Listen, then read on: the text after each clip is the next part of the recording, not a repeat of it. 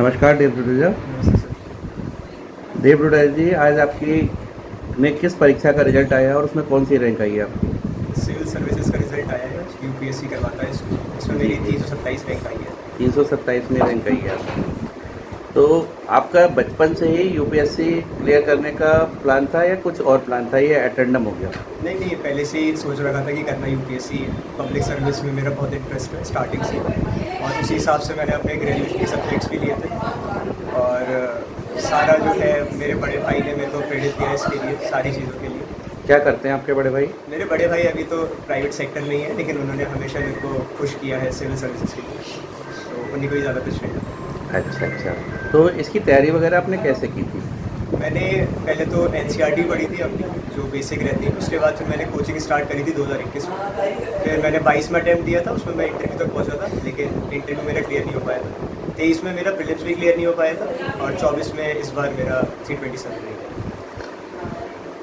क्या शेड्यूल रहा पढ़ाई का, किस तरह से पढ़ते थे आप? शेड्यूल में तो यही होता है, एग्ज़ाम के टाइम पे थोड़ा हेक्टिक हो जाती हैं चीज़ें। बाकी नॉर्मली जितना भी सिलेबस वाइज कवर करना होता है चीज़ों को। प्रीलिम्स है तो प्रीलिम्स के लिए पढ़ाई करेंगे, मेंस है तो मेंस के लिए। उससे पहले जब एग्ज़ाम साइकिल नहीं होती है तो फिर पूरी इंटीग्रेटेड पढ़ाई करेंगे। आपकी तरह लाखों बच्चे और भी यूपीएससी के लिए लगातार एफर्ट्स करते रहते हैं, उनको क्या मैसेज देना चाहेंगे आप? मैसेज यही है कि लगे रहना है। बाकी मतलब ये एग्ज़ाम ही ऐसा है कि बहुत ज़्यादा अनसर्टेनिटी है हर स्टेज पे। किसी भी स्टेज पे आप ऐसे नहीं बैठ सकते कि हो ही जाएगा।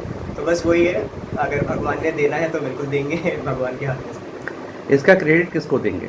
क्रेडिट मेरे माँ बाप को जाता है, मेरे दादाजी हैं, दादी हैं, उनको जाता है, जिन्होंने हमेशा आशीर्वाद बनाए रखा है। मेरी ताई, मेरी बड़े पापा, बड़े सब कुछ, मेरे भाई बहन, मेरे दोस्त और मेरे टीचर्स जितने भी रहे हैं, मेंटर जितने रहे, सबको।